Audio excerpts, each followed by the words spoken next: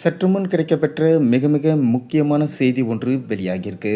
அதாவது திமுகவின் துணை முதல்வராக இருக்கக்கூடிய உதயநிதி ஸ்டாலின் ராஜினாமா செய்தாரா?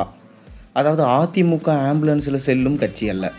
யார் என்ன செய்தாலும் கட்சியை அசைக்க முடியாது என அதிமுக பொதுச் செயலாளர் எடப்பாடி பழனிசாமி பேசியிருக்காரு. துணை முதல்வர் உதயநிதி ஸ்டாலின், உங்களுடைய கட்சியே விரைவில் ஆம்புலன்ஸ் வண்டியில் செல்லக்கூடிய நிலைமையை தமிழக மக்கள் ஏற்படுத்துவாங்க என பேசியிருந்த நிலையில் அவருக்கு பதிலடி கொடுத்திருக்காரு எடப்பாடி பழனிசாமி. தமிழக துணை முதல்வர் உதயநிதி ஸ்டாலின் என்ன பேசினார்னா, எதிர்க்கட்சி தலைவர் எடப்பாடி பழனிசாமி சுற்றுப்பயணத்தில் மக்களை சந்தித்து வராரு. அவர் ஒரு பொதுக்கூட்டத்தில் நடு ரோட்டில் நின்று பேசி கொண்டிருக்கும் போது அங்கு நோயாளிகளை ஏற்றி கொண்டு வந்திருந்த ஆம்புலன்ஸ் வண்டியை நுழைய விடாமல் அதற்கு என்னவெல்லாம் தடைகள் செய்ய முடியுமோ அதை தொடர்ந்து செய்து கொண்டிருக்கிறார். எதிர்க்கட்சி தலைவரும், நான் தெரிவித்துக் கொள்வது, நீங்கள் இன்றைக்கு ஆம்புலன்ஸ் வண்டிகளை எல்லாம் நிறுத்துவதற்கு முயற்சி செஞ்சு கொண்டிருக்கீங்க. உங்களுக்கு ஒன்றும் புரியலை. உங்களுடைய கட்சியே விரைவில் ஆம்புலன்ஸ் வண்டியில் செல்லக்கூடிய நிலைமையை தமிழக மக்கள் ஏற்படுத்துவாங்க. விரைவிலே ஐசியூவில் தான் உங்களுடைய இயக்கம் அனுமதிக்கப்படும். உங்களையும் காப்பாற்றுகின்ற பொறுப்பை முதல்வர் செய்வார் என்று உதயநிதி ஸ்டாலின் பேசியிருந்தார்.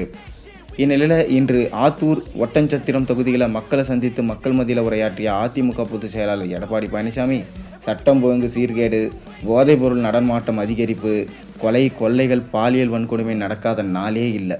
தினமும் செய்திகளில் கொலை நிலவரம் வெளியாகுது. திமுக அரசு செயலற்ற அரசு. திறமையற்ற முதல்வரால் போதைப் பொருட்களை கட்டுப்படுத்த முடியலை.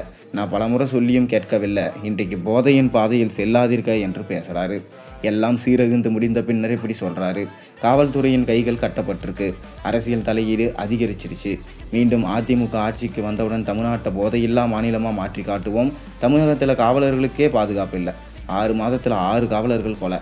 சென்னையில் காவலர்களை சிலர் அடிக்கிறாங்க. இப்படி அப்படி மக்கள் காப்பாங்க.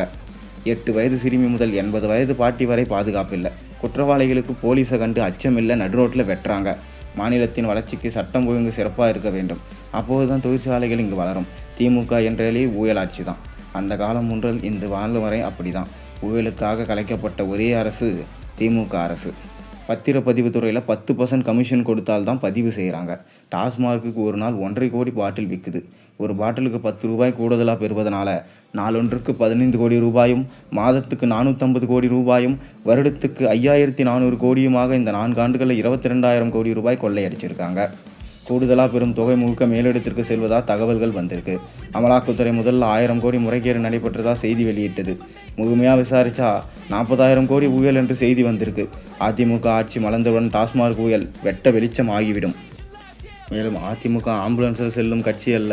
யார் என்ன செய்தாலும் கட்சி அசைக்க முடியாது. அதிமுக வலிமையாக இருக்குது. அதிமுகவுக்கு சாதி மதம் கிடையாது. அவற்றுக்கும் அப்பாற்பட்ட கட்சி அதிமுக. தமிழகத்தில் சட்டம் ஒழுங்கு அடியோடு கெட்டுவிட்டது.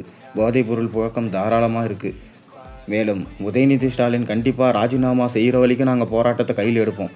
அடுத்த முறை 2026 உதயநிதி ஸ்டாலின் துணை முதலமைச்சர் மட்டும் இல்லை, அவர் இந்த நாட்டிலே இருக்க மாட்டார், நீங்கள் பாருங்கள் அப்படின்னு எடப்பாடி சொல்லியிருக்காரு.